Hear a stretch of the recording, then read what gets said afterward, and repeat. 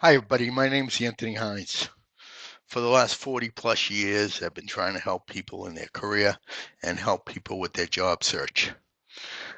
But what I want to do is I always want to be able to share my experiences on a large scale so that everyone learns from them, doesn't make the same mistakes I did, does the same good things I did, and gets ahead and actually has a pretty successful career, but at a level that you can understand, you can comprehend, and understand things that you can do to add to your life and not just be some crap that you find in the middle of a book. I have thousands of followers and I have thousands of downloads. Why? Because my stuff is real. Everything I give you is real. It's from my experiences and it's the way I learned because I had very few people in my career that watched out for me. Very few people that were my mentors, very few people that I learned from. What I learned a lot of times though is okay, you made that mistake, don't do that again. Okay?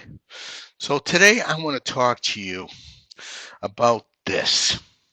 Sometimes during the job search, you get pretty desperate. Things are not coming in. You got to do some stuff to make money, and you got to do things and make a decision to take a secondary position because you're just not getting job search success. I know it. We've all have it's happened to a lot of people, and it's very very tough to deal with because you sit there and you say to yourself, "Why aren't people giving me a chance? Why do I have to do something else? What's wrong? What's wrong? What's up? I was able to handle and do my own job, and now I'm not getting anywhere, and I have to think about secondary ways of income." Okay. That absolutely can be a real challenge when you start thinking that way. But I'm going to tell you something, people. There are some shortages out there that lead to a very lucrative career, but they may take an adjustment of your attitude regarding whether these positions are for you. Okay? These positions that I'm talking about can be secondary or can be temporary, but I'm going to tell you this. You might become so good at them that you might just build a business with it, or you might just build a new career with it in a way that you never thought possible because you never tried it, because you would never have tried it without being in the position you're in. Okay? So instead of looking at some of the items which I'm going to talk to about today, think about the opportunity. Think about the fit. Is there a fit for you? Okay? Because there's a lot of success stories out there that happen very differently. Not the cookie cutter success, but success that happens very differently. And I want you to understand too that a lot of your very successful people have been broke before, they've failed multiple times before, and they also have not always had the path to success be a straight one. So instead of really beating on yourself for the for what you perceive as getting nowhere in your career, how about we recalibrate? How about we adjust? How about you think of a few of these things? Not everything may work for you, not everything may be right for you, but some of these may be. Okay? Okay. I know this. People are always looking for people that will clean houses. You can make hundreds and hundreds of dollars a week cleaning houses. Okay? You say, well, that's below me. Oh, yeah? Let me tell you something. People make a lot of money doing this, and then they hire more people and make more money because those people they hired, they're getting a piece of what they do. Okay? So Cleaning houses may be perceived as something you don't think about, but everybody's looking for them. Why? Because everybody's working so many hours, they don't have time. They don't have time to clean their own house. Okay? So if you're into that and you could think about it and you can something you could do and something you might want to do, just again understand, though you may see it as temporary, you may become so successful at it that it becomes your business. And you know what, as I have said 1,000 times, all money is green. Okay, it doesn't matter how you get it, all money is green. Okay, next thing, personal shopper. Personal shopper or personal assistants are not something you always think about because you think they do, that you don't hear a lot about them. But let me tell you, there are personal shoppers that they're doing very, very well because, again, what people don't have is time. So you want to think about ways that you can give back people time. Cleaning houses helps them to get time back because they're not cleaning. Personal shoppers help them because they're not shopping and because they're not doing their day-to-day assistant type things, and you can make really, really good money at it. And let me tell you, I've heard some great stories where people have really grown in the corporations of the personal shoppers, of the people they work with as the personal shopper, because that executive or that person they work for found they were so good at that that they hired them for their real company.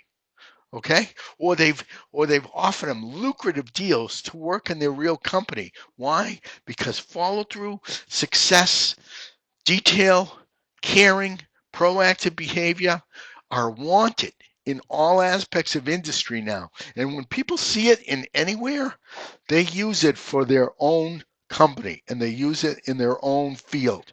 So understand that doing well in these types of jobs can also lead you to positions for some of these companies. Okay? So I talked about that and I talked about personal shopping. Let me give you another one. Dog walking. I know people that are retired or people that have a secondary income, need a secondary income. I'm making hundreds of dollars a week walking dogs. Okay. Now you might say, oh, yeah, right. That's not true. Oh, yeah. Well, go into an urban center, a higher income urban center, and just look around. I bet you're going to see a lot of people with 5 or 6 or 7 dogs walking. And you know what? They may do it 2 or 3 times a day, or they may do it during people's vacations. Well, let me tell you something. What do you think? They're doing it for free? They're making hundreds of dollars doing this. So, as I say, while you're in between positions, these are 3 areas that you can think about that can bring you in money. Well, to help you keep together. But again, I'm telling you, in any of these positions, watch out. You may become so successful that you will not even look for another job because there's so many people that need these things. Okay? Next, driving for ride shares companies. People always hear about the bad on the rideshare companies or the courier companies or the things like that. Let me tell you, I got a friend that makes hundreds of dollars a week doing Uber Eats. Why? Because Boston is a college town, and all these college kids buy things through Uber Eats. And my friend makes hundreds a week just delivering to dorms and delivering to college kids. Okay?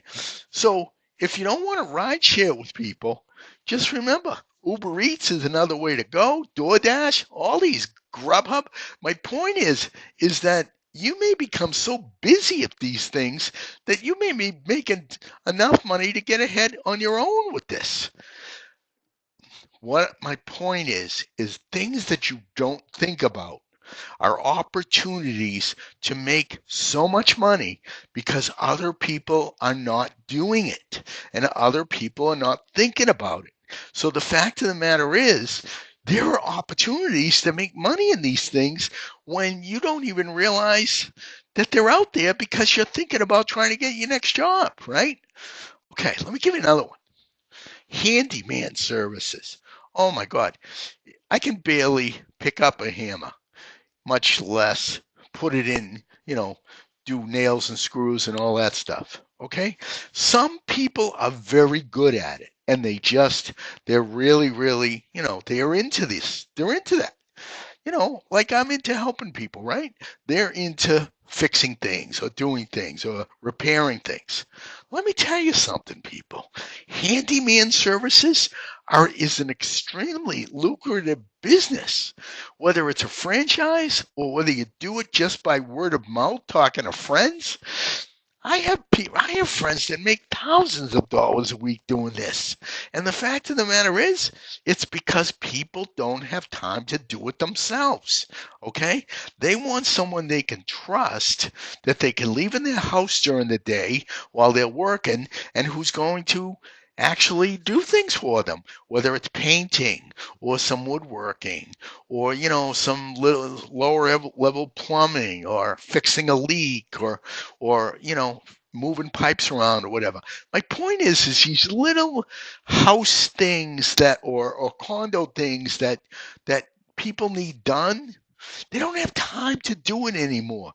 Handyman services are huge, and I'm telling you, of all the stuff I said today, handyman services are unbelievably in demand. Okay, because the fact of the matter is, people need people to be able to help them to do things. That's to say nothing than the elderly, okay, or the disabled, some of those people who can't do it, right? So believe me, handyman services are good. Things like snow shoveling, things like doing some gardening, or things like other types of work like that.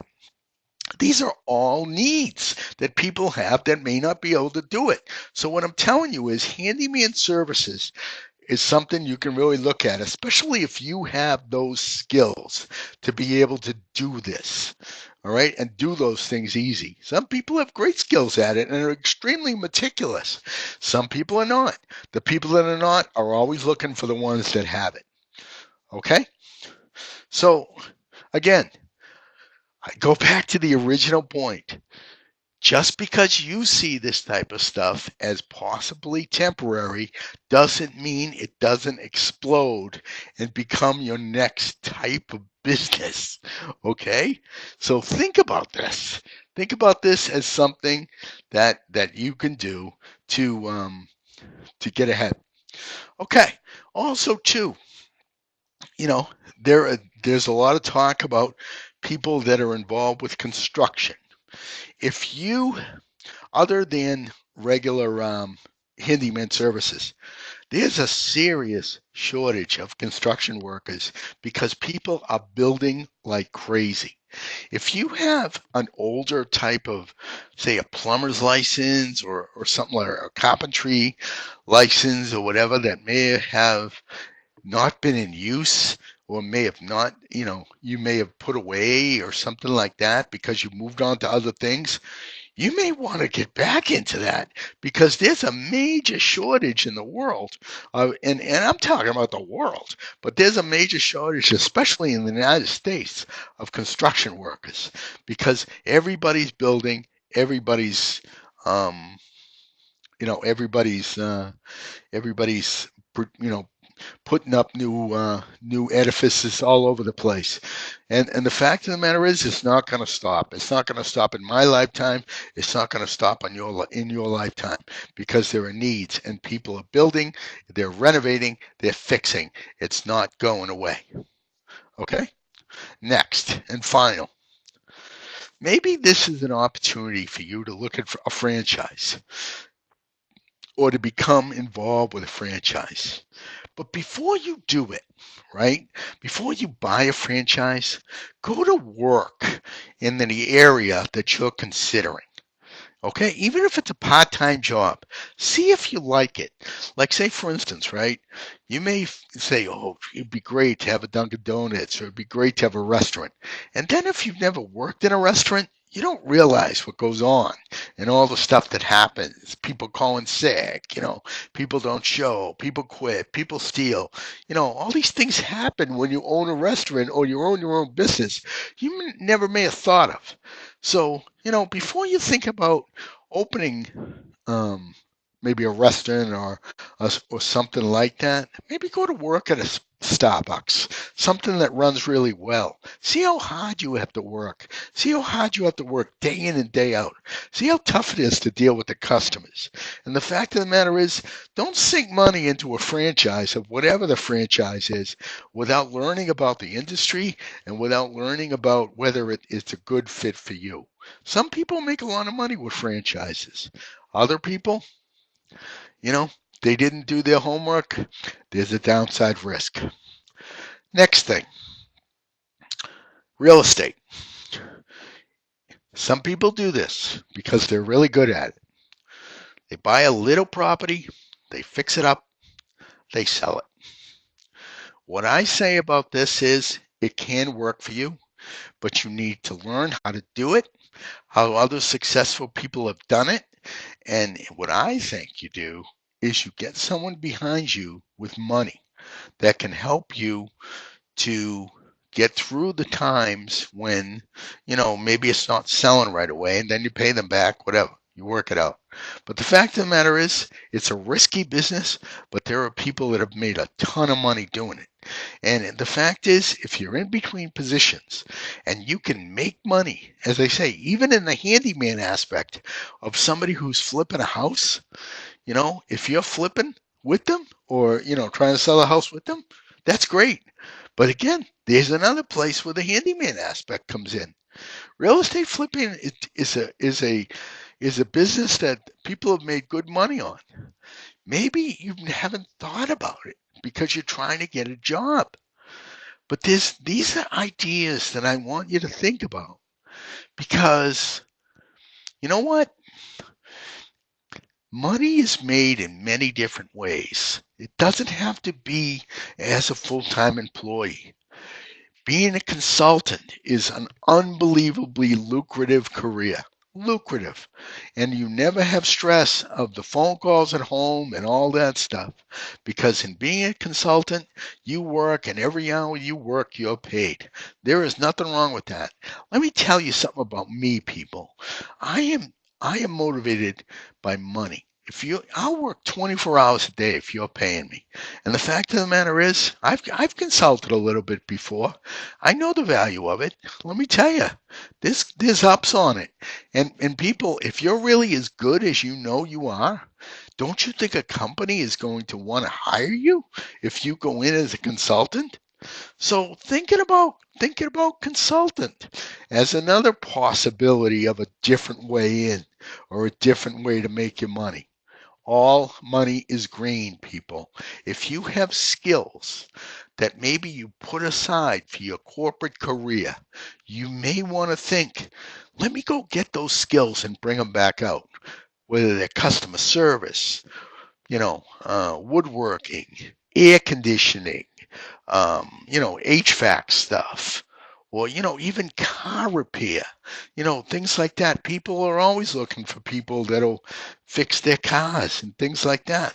My point is that if you have a skill that you put away, or if you think, or if you're not thinking about these service level type positions that are out there because you don't think it's for you, maybe it's a natural and maybe it is for you.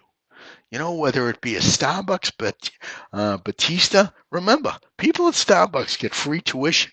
They get some pretty good benefits there.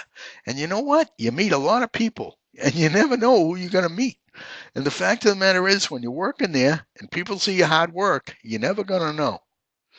But all I can tell you is this. During the job search period, when things are rough, really rough. Nobody's calling you. Nobody gets back to you. You're not getting anywhere.